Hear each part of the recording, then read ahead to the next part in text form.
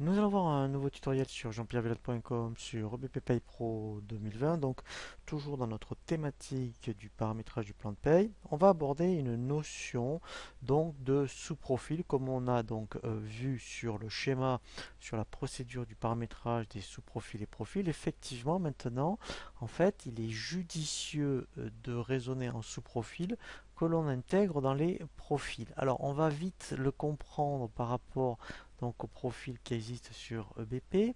Donc pour accéder à la fonction profil, il faut aller ici, vous voyez, dans le menu bulletin, vous avez ici profil. Voilà.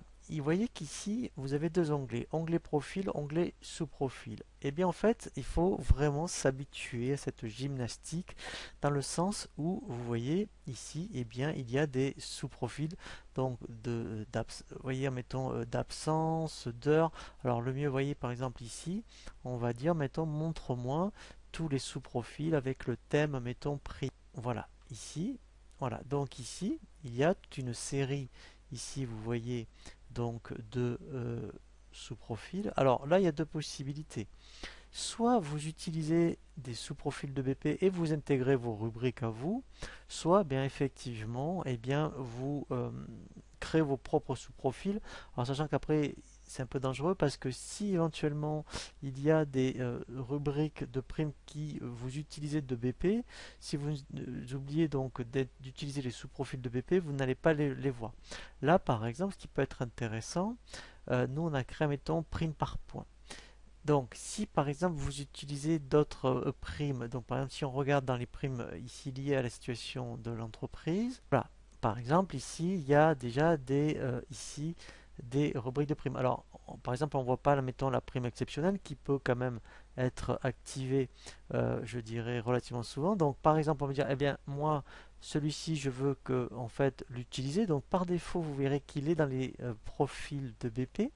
Et ici, vous dites, ben moi, au lieu de créer un autre sous-profil, qu'est-ce que je vais faire? Je vais intégrer ici, vous voyez, donc directement ma rubrique de prime. Donc ici, dans rechercher, je vais taper point par exemple. Voilà, vous voyez, elle est ici. Et je fais un glisser-déplacer pour l'intégrer dans mon sous-profil. Voilà. Donc vous voyez ici, elle est disponible. Et ici, c'est intéressant. Ici, c'est vraiment à la carte. Donc, si vous dites, bah, moi, prime exceptionnelle, je peux éventuellement m'en servir, je vais décocher optionnel. Ça veut dire qu'en fait, elle sera visible dans vos bulletins de paye, pardon. Et par contre, vous saisissez ou pas, hein. Donc ça, c'est intéressant. Ici, en fait, vous avez toutes les primes possibles par rapport aux primes exceptionnelles. Et après, on coche ou on décoche pour dire, OK, mais moi, je peux peut-être m'en servir. Hein, voilà, donc ces notions de sous-profil, c'est très important. On a la même chose donc par rapport aux rubriques de prévoyance. Donc ici, dans les sous-profils, maintenant, si je change de thème, donc ici, je vais aller dans le thème prévoyance. Voilà, je vais activer prévoyance et décocher prime cette fois-ci. Voilà, on avait créé donc deux rubriques de prévoyance. Donc là, deux possibilités.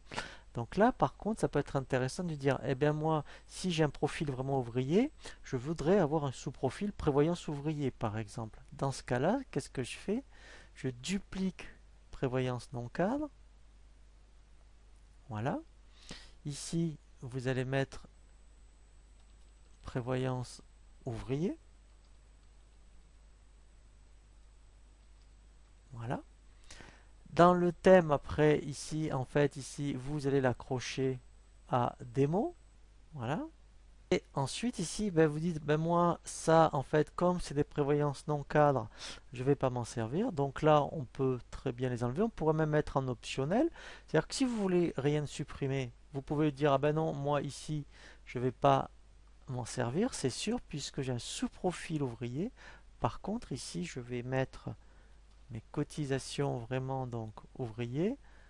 Alors, je la fais ici glisser. Voilà. Et je vais mettre également la TA. Voilà. Vous voyez que, et là, en fait, elles seront bien visibles dans mon sous-profil. Et après, pareil, donc là, on avait créé, mettons, une rubrique frais d'hôtel, par exemple. On peut dire, eh bien, tiens, est-ce que j'ai des sous-profils Alors c'est pas obligé, hein, parce qu'on peut quand même aussi avoir des rubriques dans des profils. On va juste vérifier si éventuellement sur tout ce qui est frais, il y a quelque chose. Non, apparemment, vous voyez, il y a rien. Mais on pourrait très bien créer un. Donc là, en fait, qu'est-ce qu'on fera? Ça va faire l'objet du tutoriel suivant.